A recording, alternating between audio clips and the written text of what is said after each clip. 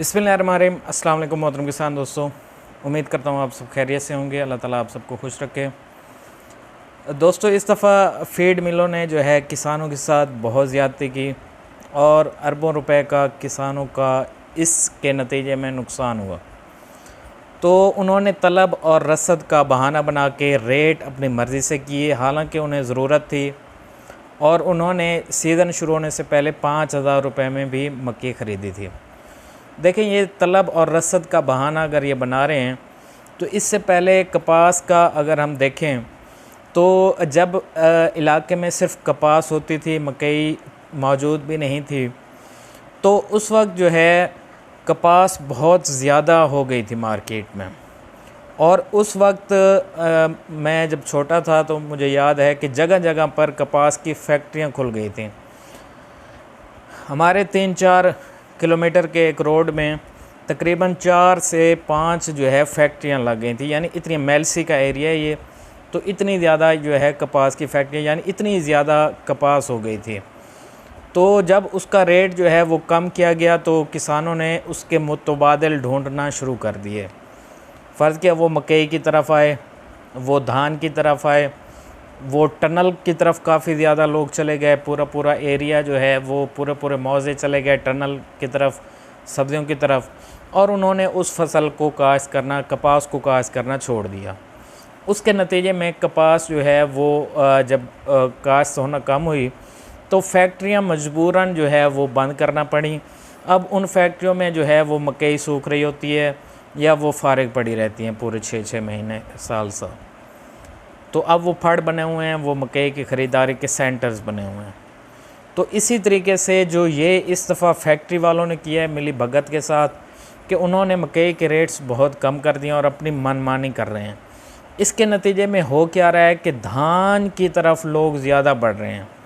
धान की काश्त में ज़बरदस्त इजाफ़ा हुआ है और इस हवाले से लोगों के खदशात भी कम हैं कि अगर फ़र्ज़ किया धान काश्त ज़्यादा भी हो गया तो उसकी हालत मकई की तरह नहीं होनी।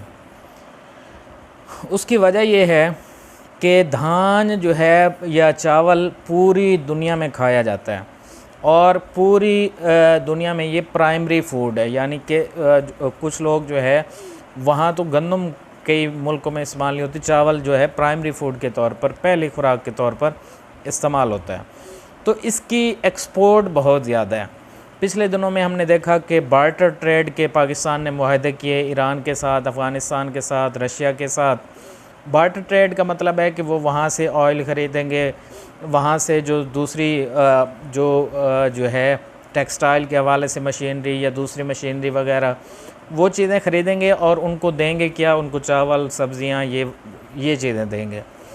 तो एक्सपोर्ट इसकी यानी पूरी दुनिया में इस्तेमाल होता है, तो एक्सपोर्ट इसकी बहुत ज़्यादा है। तो इसका इंशाल्लाह जो है रेट्स के हवाले से कम होने के ख़दशात बहुत कम हैं। आने वाले वक्त में क्या हो सकता है वो तो वक्त ही बताएगा, लेकिन ख़दशात कम हैं उस हवाले से।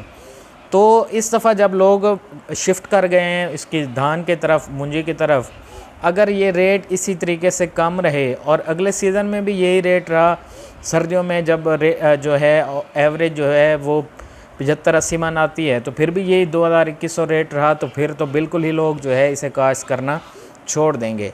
तो उसके नतीजे में क्या होगा कि फीड मिलों जो है उनको क्या करना पड़ेगा, ताला लगाना पड़ेगा या उसको जो है फिर 5,000 से ख़रीदना पड़ेगा ताकि जो है लोग मकई काश्त करें। तो इसलिए मैंने सीज़न के स्टार्ट में भी कहा था कि फीड मिलों को होश के नाखून लेने चाहिए और उनको एक ही रेट जो है वो तय कर लेना चाहिए ताकि लोग जो है आगे भी मकई काश्त करें और उनको, जो छोटे किसान हैं, उनको भी कम से कम नुकसान हो। अगर वो रेट्स 3,000 रुपये कर देते शुरू से ही और एंड तक, सीज़न के आखिर तक या मुकम्मल अगले सीज़न तक वही रेट लेकर चलते, तो फिर लोगों के खदशात कम होते और मकई की काश्त इतनी ही रहती या इससे बढ़ जाती।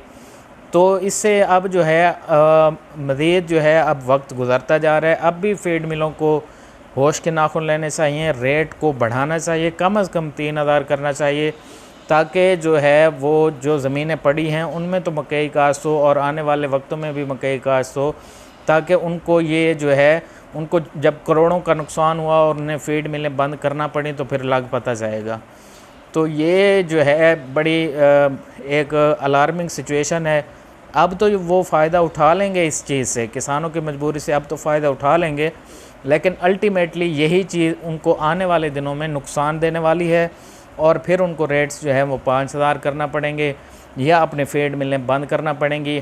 तो ये अभी से सोच लें कि कपास की तरह जिस तरह आपकी फैक्ट्रियों का हशर हुआ था, आपकी फीड मिलों का भी यही हशर होने वाला है। तो जो है अब मज़ीद जो है वो किसानों को तंग ना किया जाए और रेट्स जो हैं वो बढ़ाए जाएं।